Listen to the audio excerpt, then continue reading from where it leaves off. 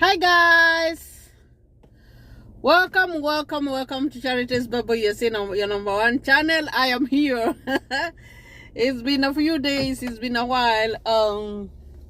I'm just coming from my daughter's Thanksgiving lunch here.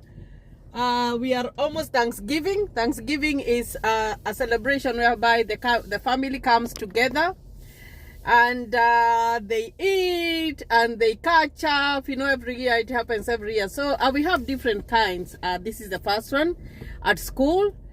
So when you go, you sit with your child and you eat for a few minutes. It only takes 30 minutes. It's not a long time. And then we are going to have another one for church, whereby all the members of church, there's going to be a party. So we'll go for that one. And then next week, the kids are gonna, from tomorrow, the kids are not gonna go to school. Actually, they go to school for a half day tomorrow. And then they will, the next week is Thanksgiving week. So they are going to be at home and we are going to do Thanksgiving. So normally what we do, because we don't have family members here, it is only me and my husband and my children. We just cook like a party. We cook a lot of food. We eat and we make merry. Just having that time with your family, which is very good. Of course, by that time we will have decorated our house for Christmas, because it is in the Christmas spirit, guys. So that's what's going on right now. So I want to talk about just a little bit about just life here. When you come here, what do you expect? You know, I'm driving, so I'm trying here to be careful. What do you expect or what will happen when you come and live here? Because so many things are going to happen. The first thing is that when you come here, you have to have the mindset that you are going to start from scratch. You're going to start your life from zero. It doesn't matter even if you are a professor in a certain, whatever, in a certain university or whatever. Here, when you come here, they do not actually recognize your education. So you have to start from somewhere. Because even if, let's assume, even if you are a doctor or you are a nurse or you are, all those like professional jobs, or maybe even a plumber, a simple person like a plumber or a carpenter, or maybe someone who does air conditioning or a contractor for that matter, you cannot come here and practice without a license. So what will happen is that you will have to come and do the job that you will find at that moment. It's very sunny, guys. It's very sunny. Today we have a warmer weather. It's not very cold. So you find that when you come, you are not going to practice what you are doing. You are going to start from scratch. So the jobs that you are going to do, they might be jobs that you did not expect that you will ever do. Maybe, for example, you will go and look for a job in a nursing home. When you go to look for a job in a nursing home, of course, you have to take care of the elderly people. And, all the activities of daily living, you have to take care of them, do the housework and all that. The work that is done. African men, and I'm going to talk focus on African men and when it comes to this area. Because you find that when men come, some of them refuse to work in nursing homes. Or they refuse to work in healthcare because they say that it is a woman's work. You find that here in the US, there is no woman's work or man's work. You have to go and make that money. And you find that why most people, most Africans or most immigrants lean on healthcare is that you make more money.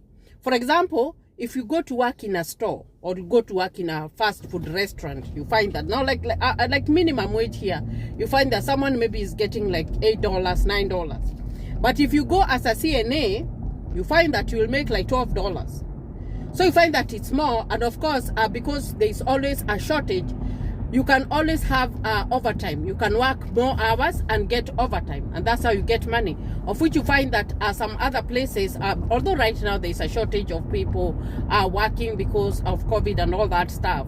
But you find that why most people lean on healthcare is because you can go work, you can work overtime, and you are able to get more money to sustain your family. Because what you are required to do is to think about, where am I going to start? But let's assume that you are a professor or you are a doctor or whatever, and you come here and you expect that you are going to go on with the life that you are going on. No, you cannot go on with that. You have to start from zero. Like us, when we came, like I said, I used to have my own college. I used to teach hairdressing and beauty. And my husband was a plumber. He had gone to school here. He was a plumber. He was doing his own taxi driving and all that stuff. So by the time we were leaving Kenya, we were good. We were okay. I wouldn't say that we were struggling. No, we were not. We were doing okay because we had, and of course we had other businesses that we were doing.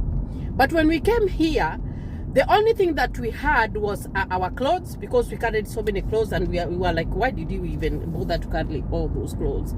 And we had carried, we only had $1,000. Yeah, just $1,000. That's all we had. So we started from zero, and we had been hosted, but us, like, I think we are too independent. So we had focused that even if we were going to be hosted, we were not going to be hosted for a long time, because you find that maybe someone will say like, oh, you have to be hosted for 6 months or whatever. No, it depends on your focus, because you find that you can go look for a job. Of course, the first paycheck will not be much, because maybe you have started and the pay period is already over. Maybe you have started in the middle of the pay period, but your second paycheck is gonna be good. So you find that what we did not buy a car first. I know, like, other people, like even most people were like, you guys need to get a car, you need to be able to move from point A to point B. No, we thought, we knew that a house was more important for us than buying a car or whatever. So when my husband got his second paycheck, his first paycheck, he got it, we saved it. I thank God for a host, because he wasn't asking us to pay bills or whatever. So we were able to save a little bit of his first one. And then the second one, we were able to get an apartment. The apartment was only $550. And when we got our apartment, we didn't have much, but I remember, and that's what I told you guys, like, when you come here, do not stay in the house and wait for your host to do everything for you. Walk around. Because I remember, and I really thank my husband, because he got a bike. My host had a bike, so he got the bike and he was driving around. So when he was driving around, he found out that there is something called garage sale, because we had come in at summertime. It was May. So around May, June, July, people have a lot of stuff that they're selling in their garage. That's why it's called a garage sale. So he had gone to garage sales, and I remember we had gotten a microwave, we had gotten a bed cover, and we had gotten some couches. They were not really nice, but they were nice.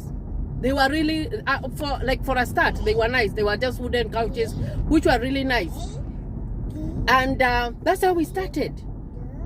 I remember we only bought like 2 pans, 2 sufurias, and we bought, because we had 2 kids, we bought 4 plates. I remember going to, and I did a video about Dollar Tree.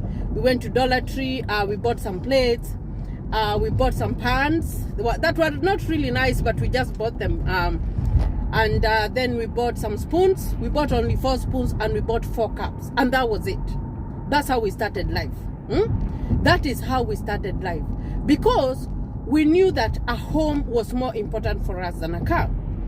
And then after that, then I went and did my CNA and my med and all that time. But I wasn't able to work, guys. I wasn't able to work because I was having a child who was 4 years old. And you find that when you come here, another thing that's going to happen is that you have to be one-on-one with your kids. Like right now, I went to see my daughter. Yesterday, I have to go and see my other daughter. You know, like you have to work with your schedule, and be there all the time when they're doing something. So after that, I remember we got our car around when it was almost winter time, because it started getting cold. I remember my husband had to ride a bike for a long time to go to work. And that's what I was telling you. Don't come here expecting that Kenyans are going to help you, and don't come here like a beggar. It's good to be independent. It's good to be independent, because when you are independent and you are bold, you are bold enough, like, to walk into an office and tell them what you do or whatever, you find that you get help. You get a lot of help.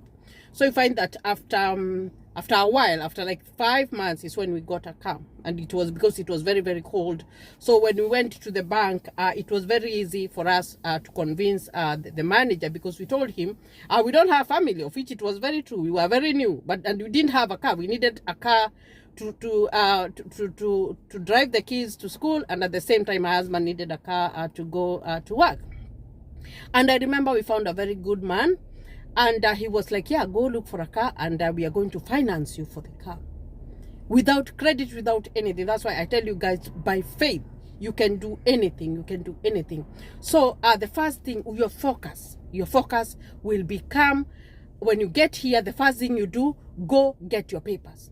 Get your social, because the next day when we came here, the next day we had gone to the social office. We got our we registered for our social, and then we went for the driver's license. I remember us like in 3 days my husband already had a driver's license, and we had already applied for the social, so we were waiting. And you see that passport that you have, when it has a visa, when you are a permanent resident, you can get a job with it. You go with it, you go with your ID, they will verify with that one. They can do verify. There's a website that they have to verify everybody. They will do that. And why I am saying that is because when he was hired, his green card had not come. And actually, even me, when I was hired, my green card had not come, because I remember I told you that we were supposed to go to California, and our host refused to host us. And we did not know that we were supposed to change our address when we reached the US. So our green cards went to California. And then when they went to California, I like the postal system here, because your stuff doesn't get lost. If it is not collected, the post office takes it back. So they took it back until we were able to change our address. We went and told them this is our address. And I remember making so many phone calls to them and telling them that we have not gotten our green card and all that stuff. And then eventually we got our green cards. And by the time we were getting our green cards, my husband was already working, and I had already been hired, and we had only used our passports. So you can do that. So come here with a mindset that you are going to come and you're going to start all over, and it doesn't matter. This is US. You might think that you're coming to find money. You know, people think that when someone flies to the US, the money, they will find the money over there. No, you have to start life from scratch. You have to know that, especially when you have a family, you have to know that it's the beginning of life. You know, if you come here and you want to stay at your hosts for a whole year, then you will stay for a whole year. I know there are some people who have been hosted for a whole year, and even after 1 year they still do not want to move out, or they have not, you know, they have not done stuff that is going to help them to move out. You have to have that mindset that you're going to come and then you're going to move out. You see what I mean? And then now the other thing that you're going to find very different is that the food is going to be very different, because you find that the food that is here, we are used to eating fresh. Maybe you go to the farm, you get your skumas, or you go to Mama Boga. They had gone to the morning to get the bogas, and then they, you know, all that fresh stuff. You find that we have fresh, but we don't have like that. Like meat, it's refrigerated, it's frozen. So it is defrosted, and that's what we buy. Even us, because we normally know we have lived here for so long, so we know where to go and buy goats. So we normally go and buy a full goat. It's slaughtered, and then we put it in the freezer, and it can stay in the freezer even for 6 months. So that's what we eat. So you'll find that the meat is a little bit different, the taste is a little bit different, but you get used to it. You find that there's a lot of bread, and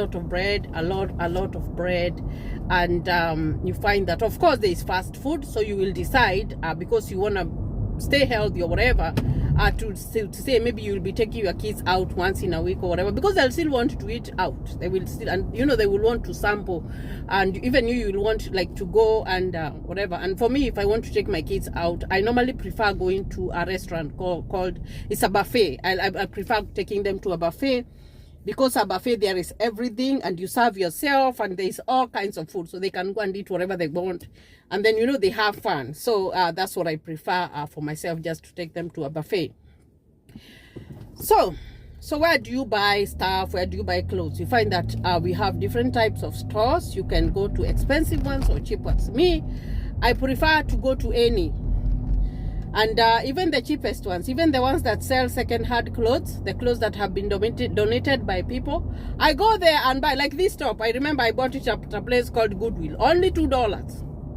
It doesn't bother me, but I know that like there's some, when you come here you will get that discouragement. Do not go to Goodwill, whatever stuff. No, start, I see, like when I was in Africa, I would go and buy second-hand clothes and I was fine with that. So even Goodwill is second-hand, I'll go and buy. You see what I mean? Another thing, you can go, you look when there is a sale. For example, right now we are in winter and we came out of the season was spring and fall. You find that when it is very hot, when a season is coming, now the clothes that are worn in summer, when it's coming to winter, they go on sale. That is, they are sold very cheap.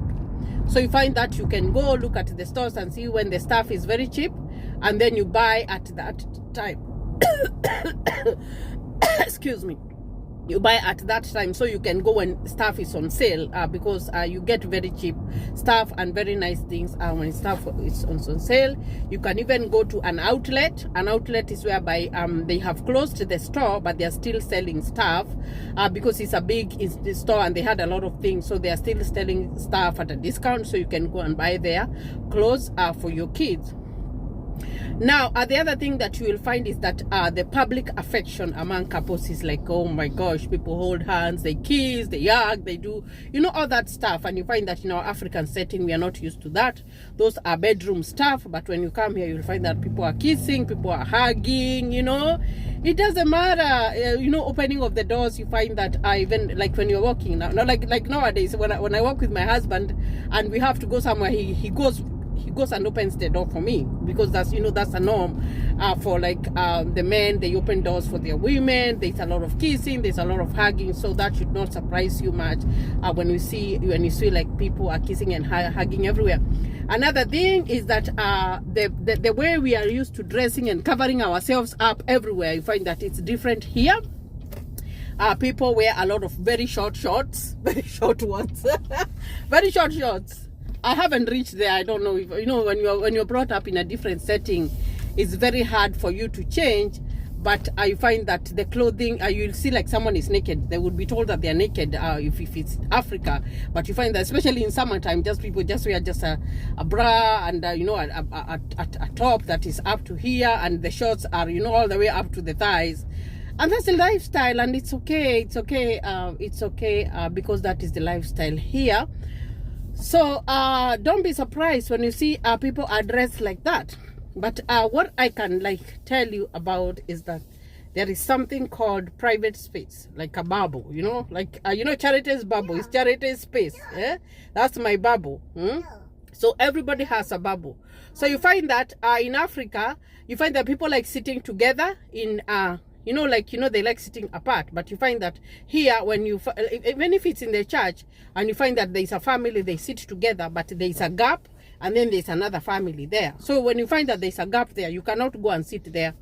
You see what I mean? You cannot go and sit there. They always want to have some space between one person and the other person. That's how it is over here. Another thing, when you're touching someone, for example, I am a nurse, and of course I have to do assessments to my patients. You find that when I am doing my assessments, I don't just go and just get into someone's body and start touching them. No, I do not do that. When I am doing an assessment, I have to tell them, I'm going to touch your face or whatever, or this is what I am doing. And of course you ask them, can I check? Can I check your face? Can I check your hand? Can I check your arm? Can I check your leg? You see? And if it's very intimate, if it's very intimate, you find that you have to ask them. And sometimes you have to call someone else, especially in our professions, just to be there, so that you are safe, because you wanna make sure that you are safe in whatever that you are doing, guys. So those are some of the things that you are going to find here. Because you have to get used to this life. Now, another thing is that even the setting of the homes, they are very far apart, and people do not visit each other like the way we visit each other in Africa. You find that you are going to Mama who, you are going to Mama who. No, it's not like that. Here it is individualistic. You know, it's I normally say it's one man for himself, every man for himself, and God for us all. That's how it is. Because like now I have neighbors, but you find that the last time I saw my neighbor, especially my neighbor on my right, I think it's been like a month ago, because you find that the schedules are different. So it's hard. It's not that they are not there, they are there, but you will not find them. I'm trying to want to wipe my phone. You will not find them because they are busy. People are busy. People are busy doing stuff. So you are not going to like your expectation, your African expectation, how you expect people to be, it's not how they are here. It's not how they are here. Now another thing is you like there's a lot of smiling when you're walking, and maybe you're going for a party or whatever. It's good to smile. Don't frown. It's good to smile. Say hi. But you find that sometimes they don't like to say hi a lot of time. So they might they might not mean bad, but you find that some of them just don't like saying hi, and that's how it is. And you just take it. But you know, when you get used to people, you find that you can, like me at my job. I remember where I work, you know, I worked like for a whole year, and I saw that people don't like saying hi to each other. So I started saying hi to people. I say hi to everybody, like hi, good morning, whatever. And you find that even when I'm sitting in the office like that, and you know, someone is passing, they're like, hi Charity, how are you? Because you know, you just say hi, and you know, they're like, hey, maybe saying hi is good. So you find that most people like to say hi to me, because you know, I was like, I'm gonna be saying hi to people because I was with you yesterday, and then today in the morning we are not even saying hi. You know, like for me, like it just, you know, it just bothers me. So I just like so it depends, but you find that they really have like their own private space, and you have to respect that. You really do have to respect their private space, because it is what it is. That's how they are. And you see my baby there is itching her eyes. She wants to sleep. So guys, so that is how you will find it here. Another thing is that there are some states that you will go, and you are going to find that they use a train, like for example a place like New York, and there's a lot of traffic, so people prefer using the train. But if you go in the suburbs, like here in Wichita, Kansas, like in Missouri, like in Illinois, you will find that those states you have to have a car. A car is very important because it takes you from point A to point B, and you will find that even if you are husband and wife, everybody will have their car. If you have a child who is over 18 years old, they will have a car, because those are your legs. Like for example, I have my own car, my husband has his own car, and my son has his own car, because we work different schedules. So you'll find that a car will be very important everywhere you're going. You will need a car, because you do not want to rely on people for a ride. You don't want to rely on anybody. You want to be self-reliant. You want to be able to do your things by yourself. You want to be able to leave your house and go back as you wish. So those are some of the things. Of course, you will see that there's no if let's assume you're working, you'll be paid maybe weekly or after every 2 weeks, and it's every hour. So those are some of the things that you will find here in the US, and I am going to be talking about more guides. So I am going to stop there because my baby has started crying. She wants to get out. And until next time, thank you guys, and God bless you. I continue watching my videos. We'll talk more about US, because I just want to make sure that by the time you're ready to come, you are okay, and you know where you're going, and you know what to expect, because it's better when you know than when you do not know. So because I always say that information is the key, and when you know something, you're better than that person who has not known it. So guys, thank you for watching this video. Have a good time, and God bless you, and stay safe.